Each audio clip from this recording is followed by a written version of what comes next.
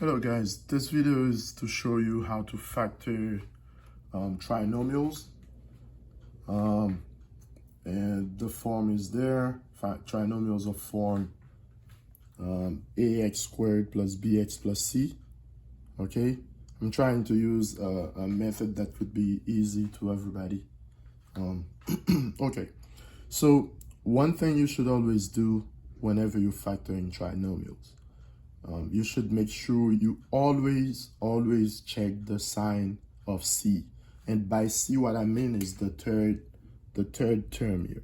Okay, it would be a constant, an actual number, but make sure you check the sign that's in front of it. Why? Because when you multiply, for example, in this case here, when you multiply whatever the two numbers you're gonna have here, they will have signs, right? And depending on their signs, you will get the sign of C, okay? So sign of C could tell you whether you're gonna have two positive, two negatives, or whether you'll have different signs, okay?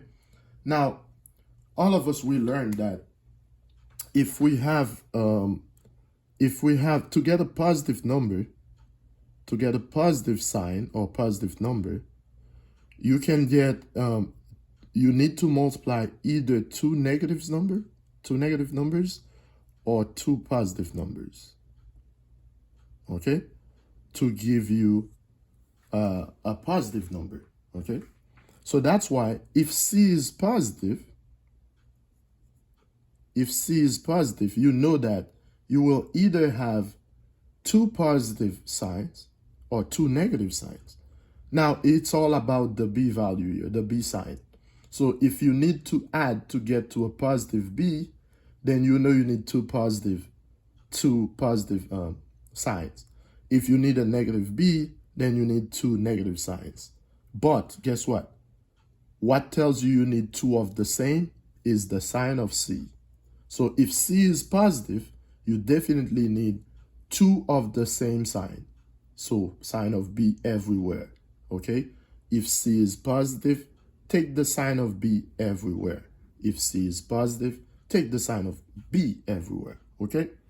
This should be clear to you. Now, second, if C is negative, in this case here, if C is negative, that means you have a number that's negative.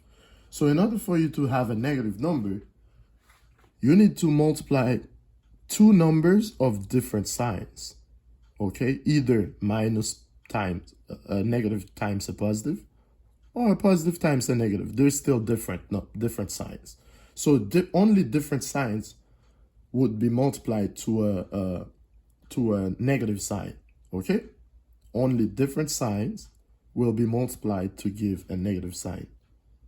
So this should be clear to you.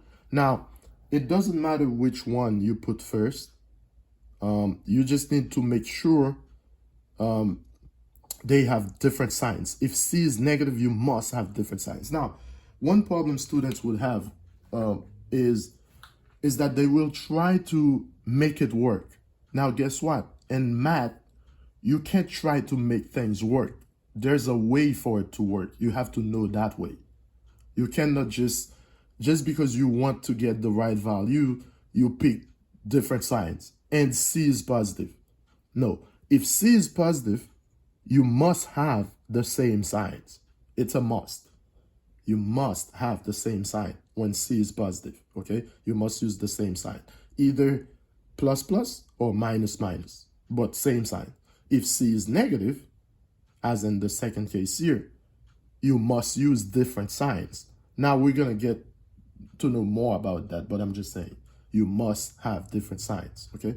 So this is just to explain for now what to expect. I mean, how to get to the to the signs, how to play with them. Okay, now I'm gonna solve some problems just to show you. I'll use case 1, case 2, just to show you what I mean, okay? This is just for you to know. So now let's erase, and we're gonna solve some problems for case 1, okay?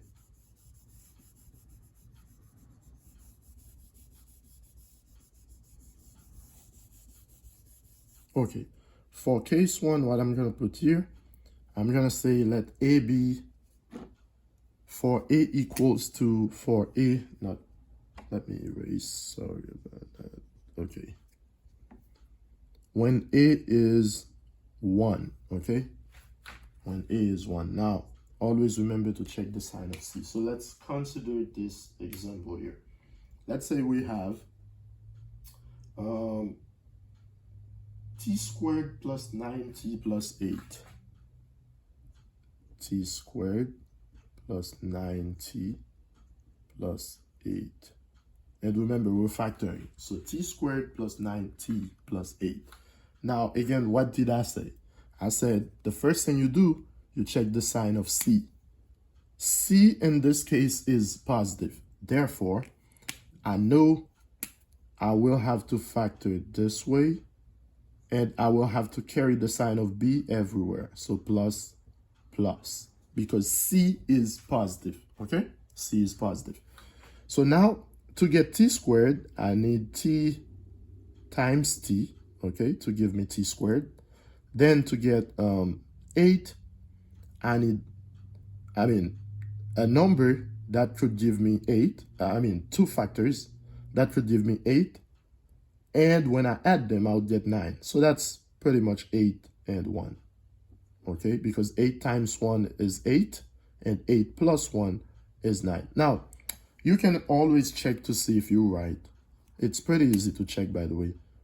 Check the inners and the outers. So that's 8t, then 1t. When you add them, you get 9t. Okay? So this is how you check. You don't have to check always because, once you know you get it, it's pretty easy to you. You don't have to do all that. But I'm just saying. Okay? So key here is to remember to check when C is positive, you have to carry the sign of B everywhere. The other step is to take C and break it down, okay? In this case here, which is the same as what I just said. You need to add to get to positive 9, so it has to be a positive 8 times a positive 1 to give you 8. When you add them, because they're both positive, you get 9 when you add, okay? So very easy to check. So this is one. The other, let's solve another problem with the negative B just to see. Now, let's say we have a squared minus 12a plus 27. A squared minus 12a plus 27. A squared minus 12a plus 27. Okay? In this case here, again, same way, same thing. You're going to have two factors. Now, C is positive again. I carry the sign of B everywhere because C is positive. This has to be pretty easy to you. Now, I need a squared, so AA. Then I need two numbers whose product will give me 27. And addition would give me B, which is negative 12. So again, that would be 9 and 3. And it has to be negative because, I already put the negative sign up there. Pretty easy for you. So 9, A minus 9, A minus 3. Okay? So very easy. And when you multiply, as you can see, you'll get positive 27 because two negatives will give you a positive. Okay? So very easy to do. This is trial and error method, by the way. Trial and error. So if C is positive, you just carry the sign of B everywhere. This is just to make sure it's pretty easy for you to know what to do with the signs. Carry the sign of B everywhere. Okay? Now, let's do it now when C is negative. The second case we had here.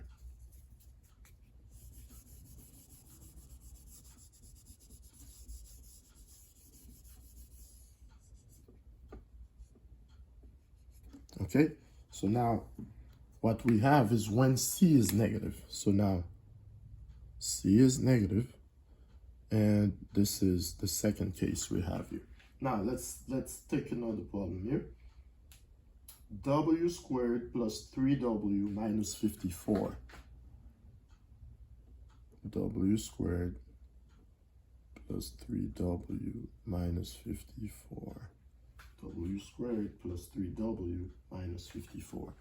Okay, now in this case here, guys, remember what I said? You have to carry the sign, you have to have different signs, because I now need to get a positive value. I now need to get a negative value, a negative c. So in order to get a negative value, I need either minus times a plus or a plus times a minus, which makes sense, right? So we know we're going to have to alternate the signs. We need a positive and a negative, okay? Either way, you could put the positive here, put the negative there, but you may have to interchange, to change them again, like switch them places. Why? Because of the numbers. You need to make sure you pick the right number to put there. But at the end, you're going to have one positive, one negative. That's what I want you to know, okay? Okay, so now we know it's going to be W and W. Now we have 54. 54, so factors of 54, that will give you 54 when you multiply them, and 3 when you subtract. Okay, 54 when you add, and 3 when you subtract. That could be positive 3, I'm saying. So that means the larger number should be with the positive 3. So it's 9 times 6, has to be. And the plus sign should be with the 9. Negative sign should be with the 6, because when you combine, you must get a positive 3. Okay? So that means you must put the plus 9 here, the 9 here, and the 6 here, because you want to end up with a positive 3. Okay? Again, you can always check, as I said, you can always check. You can do the inners, outers, so inners 9w, outers negative 6w. When you subtract, you get 3w, which is what b is, so you know you're good, you know it's right. Okay? So this is how you do this. But keep in mind, please make sure you check the sign of c. Okay? Again, for the second one, let's try this. Sign of c. Sign of c is negative. So now if you have, let me see if I can find you a good problem to solve here. C squared minus c minus 6c minus 16. C squared minus 6c minus 16. Okay? Now in this case here, guys, in this case here, you should remember what we said. C is negative again. So you know you're going to have one negative, one positive, or anyhow you put them. Doesn't matter really. You just need to match them with the right numbers. So we need factors of 16 that could give us 6 when we subtract them. Okay, factors of 16 that would give us 6 when we subtract them. That has to be 8 and 2, because 16, 8 times 2 would give us 16, but we need to subtract to get negative 6. Therefore, I need a negative 8 and a positive 2. So positive 2 here, negative 8. And C, very easy, guys, okay? So this is how you do this. It's very easy, as I said. You just need to make sure you check the sign of C. And this case is when A is equal to 1. Next time, we're going to see when A is actually different from 1. Not 0, but different from 1. Like a larger number, okay? But for now, keep this in mind. If, whenever you factor in trinomials, you have 2 cases. Check to see when C is positive, you carry the sign of B everywhere. And when C is negative, you have different signs. I mean, both factors, okay? So this is pretty easy. It's just that you need to place your mind as you factor, okay? But from another video, what I told you is that anytime before you factor, you must check to see if you have what? A GCF. So you could factor the GCF out, okay? That's all I had for you. Thank you.